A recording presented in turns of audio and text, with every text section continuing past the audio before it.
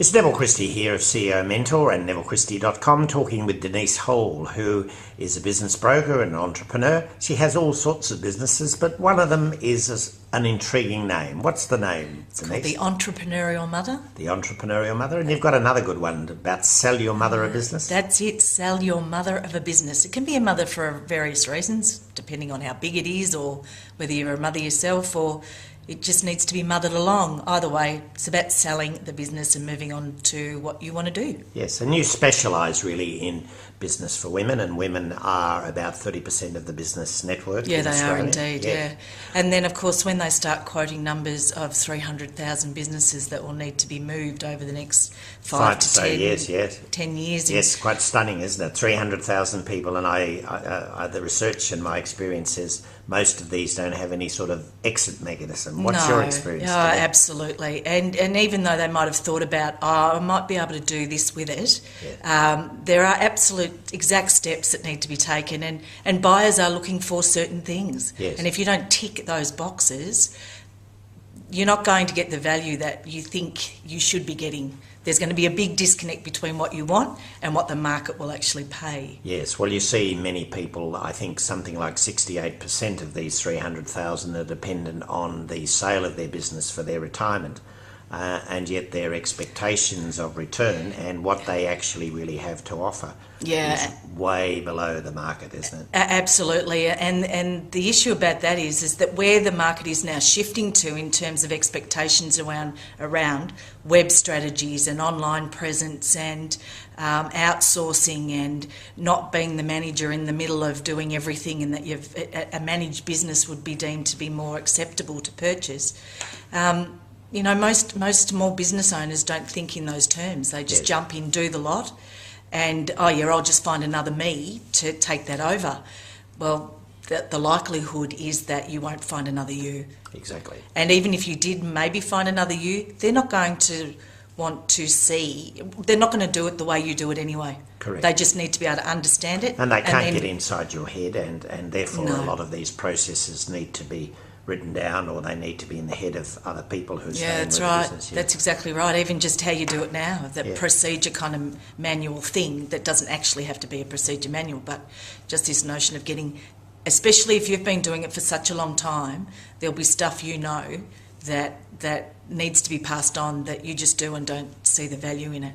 Yes, Yeah. Neville Christie here talking with Denise Hall, and we're talking around the whole notion of getting a business ready for sale. So Denise, you and I were talking about unfinished business a little while ago, and that's often the sign of a neurosis in an individual or in an organisation, where we have this chronic need to finish a certain amount of business, but it's never finished. How does this fit in with the notion of getting ready for sale?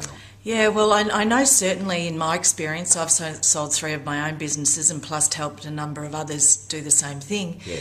And what I know is that they've already moved on to a new thing before they've actually tidied up Yes. what they're currently doing.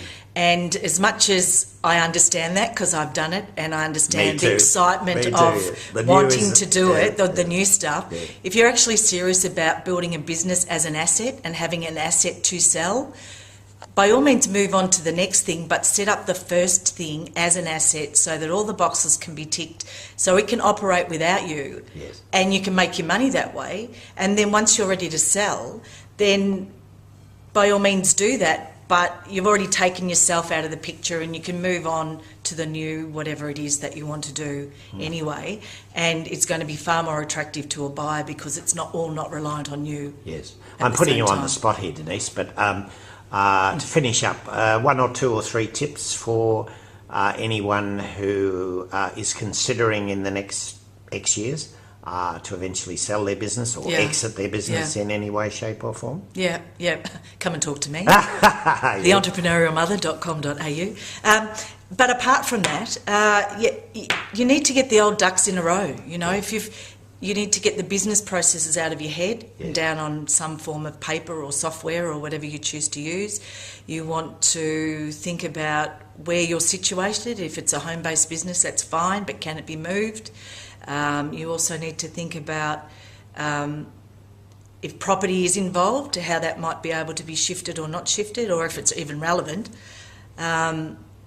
and who might actually want to buy you. Yes, exactly. Start even courting them to some respects, Whether it's a trade sale or an IPO or sale to members of the family or a management buy-in or buy-out. So there's many different strategies. There are all sorts of different strategies in that. So it's about And you work with these, you help people think of these? Yes, absolutely. Yeah, So absolutely. your point of difference is you're not just a business broker selling a business, you're helping the individual first of all think through a reasonable exit strategy. Correct. And then getting all the ducks, what did you say? Ducks in a row. Get all the ducks in a row. I was about to say all the ducks and drakes.